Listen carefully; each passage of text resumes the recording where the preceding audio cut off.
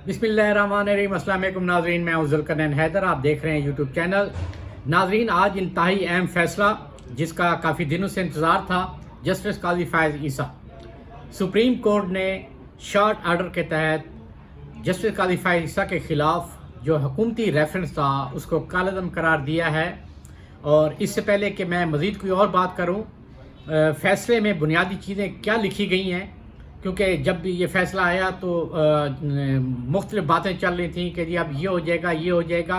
असल बात ये होती है कि तहरीरी फ़ैसले में क्या लिखा हुआ है उसके बाद ही कंक्लूजन किया जा सकता है उस बारे में।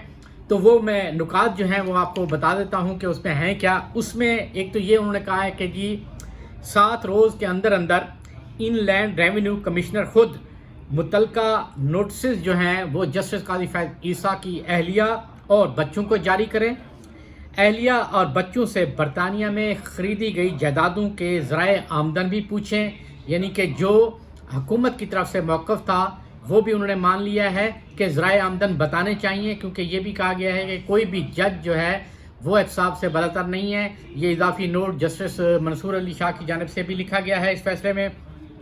इसके साथ साथ ये कहा गया है कि दस्तावेजी रिकॉर्ड के साथ एफबीआर को जवाब दिए जाएं, यानी जस्टिस काज़ी फ़ायज़ ईसा की अहलिया और उनके बच्चे। इसके साथ साथ ये भी कहा गया है कि अगर कोई रिकॉर्ड पाकिस्तान से बाहर है तो मुतलका लोगों की ज़िम्मेदारी है कि वो बर वक्त एफबीआर को फराहम करें। एफबीआर को कहा गया है कि 2 माह के अंदर अंदर वो इस सारे मामले में फ़ैसला करे, और अगर नहीं तो फिर 75 रोज़ के अंदर अंदर वो सुप्रीम कोर्ट को भी आगाह करे कि अब तक क्या डिटेल इकट्ठी हुई है। इसके साथ साथ उन्होंने ये भी कहा है कि अहले खाना यानी जस्टिस काज़ी फ़ायज़ ईसा की अहलिया और उनके बच्चों में से किसी फ़र्द के बैरून मुल्क होने की बुनियाद पर उनके ख़िलाफ़ कार्रवाई भी की जा सकती है और उसमें ताख़ीर न की जाए। ये भी कहा गया है कि अहले खाना की टैक्स कमिश्नर के फ़ैसले के ख़िलाफ़ अपील सुप्रीम जुडिशल काउंसिल की कार्रवाई पर असरअंदाज नहीं होगी। यहाँ तक फ़ैसला जस्टिस काज़ी फ़ायज़ ईसा तक का जो फ़ैसला है वो कालअदम हो गया है। जुडिशल काउंसिल अपनी कार्रवाई जारी रखेगी। अगर इस सारे फ़ैसले को पढ़ा जाए तो जस्टिस काज़ी फ़ायज़ ईसा का जो नाम है वो निकाल दिया गया है कि उनके ख़िलाफ़ कोई चीज़ नहीं है।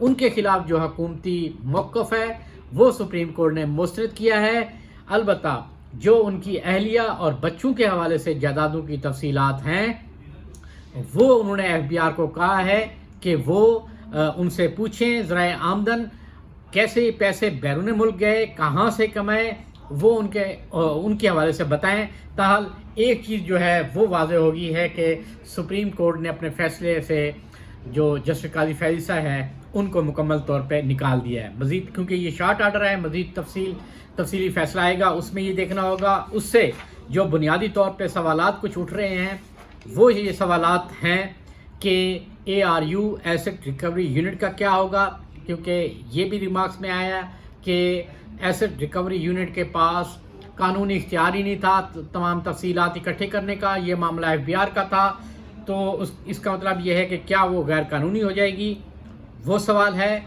शहजाद अकबर का मुस्तकबिल क्या होगा, क्योंकि वो ARU के सरबराह हैं। इसके साथ साथ फ़रोग़ नसीम जो हुकूमती वकील थे उसके हवाले से क्या लाएअमल होगा, हुकूमत का उनका मुस्तकबिल क्या होगा। इसके साथ एक जो और बड़ी चीज़ है वो ये है कि क्या ये जस्टिस काज़ी फ़ायज़ ईसा का मामला इफ्तिखार चौधरी पार्ट 2 बनने जा रहा है, क्योंकि उस वक्त भी यही हुआ था। हुकूमती रेफरेंस के ख़िलाफ़ जस्टिस इफ्तिखार चौधरी जो हैं वो आए थे और उन्होंने तहरीक चलाई थी और फिर सियासी जमातें भी उनके साथ मिली और फिर वो आगे उसके बाद उन्होंने कौन सी लाइन पकड़ी और फिर मुल्क में कौन कौन से बहरान पैदा हो गए वो भी आपको पता है। और ये सवालात जन्म लेते हैं कि आगे आने वाले दिन में क्या हो सकता है, सूरत हाल बेहतर होगी या ख़राब होगी। क्योंकि एक ये भी वकला की राय है कि जस्टिस काज़ी फ़ायज़ ईसा हर्जाने का दावा भी दायर कर सकते हैं हुकूमत के ख़िलाफ़। अब देखना यह है कि क्या वो हुकूमत के ख़िलाफ़ जाते हैं या नहीं जाते। फिर अभी इस फैसले के हवाले से वज़ीर-ए-आज़म पाकिस्तान को आगाह कर लिया गया है। मुशावरत की जा रही है कि इस फैसले पे अपील की जाए, क्योंकि سپریم کورٹ نے اپیل کا حق دونوں فریقین کو دیا ہے، حکومت کو بھی اور اس کے ساتھ ساتھ جسٹس قاضی فائز عیسیٰ کو بھی. یعنی ابھی تک کے فیصلے کے مطابق جسٹس قاضی فائز عیسیٰ اس کیس سے نکل چکے ہیں. ان کی اہلیہ اور ان کے بچے وہ جواب دہ ہوں گے، وہ اپنے ذرائع آمدن بتائیں گے کہ کیسے پیسے باہر لے کر گئے. اب بات کرتے ہیں جی شریف خاندان کی. مزید منی ٹریل نکل آئی ہے. رپورٹ جو نیب کی جانب سے ایک جمع کرائی گئی ہے، اس میں کیسے کیسے پیسے آتے رہے ہیں، کہاں سے آتے رہے ہیں، کس کو آتے رہے ہیں، وہ رپورٹ جو ہے وہ جمع کرائی گئی ہے. اس کے پوائنٹ میں تھوڑے سے بتا دیتا ہوں کہ شریف فیملی کو بیرون ملک سے ترسیلات کی مد میں 1,59,30,00,000 روپے منتقل ہوئے. یہ میں بات کر رہا ہوں منی لانڈرنگ کیس کی. نیب دستاویزات کے مطابق سلمان شہباز کو منتقل ہونے والی رقم ڈالرز درہم پر مشتمل تھی. حمزہ شہباز کو 18,16,11,087 روپے منتقل ہوئے. اسی طرح حمزہ شہباز کو رقوم 2005 سے 2012 کے دوران امریکی ڈالر میں منتقل ہوئیں. نصرت شہباز کو 14,77,17,326 روپے کی رقم ڈالرز میں منتقل ہوئیں. شہباز شریف کی بیٹی رابعہ عمران کو 5,75,16,981 روپے منتقل ہوئے. جویریہ علی کو 7 ٹرانزیکشن میں 2,73,29,375 روپے منتقل ہوئے ہیں. نیب نے شریف فیملی کے خلاف جو تحقیقات کا دائرہ ہے وہ بھی بڑھا دیا ہے. اس کے ساتھ ساتھ یہ بھی بتایا گیا ہے کہ لاکھوں روپے سے اربوں تک شہباز شریف کیسے پہنچے ہیں. اس حوالے سے جو رپورٹ ہے اس میں کہا گیا ہے کہ 1990 میں شہباز شریف خاندان کے کل اثاثے 20 لاکھ سے زائد تھے.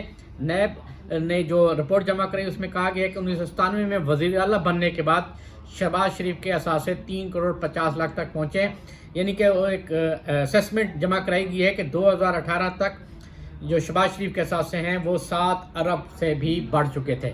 ناظرین، امید ہے آج کی یہ ویڈیو پسند آئی ہوگی. لائک بھی کریں، سبسکرائب بھی کریں.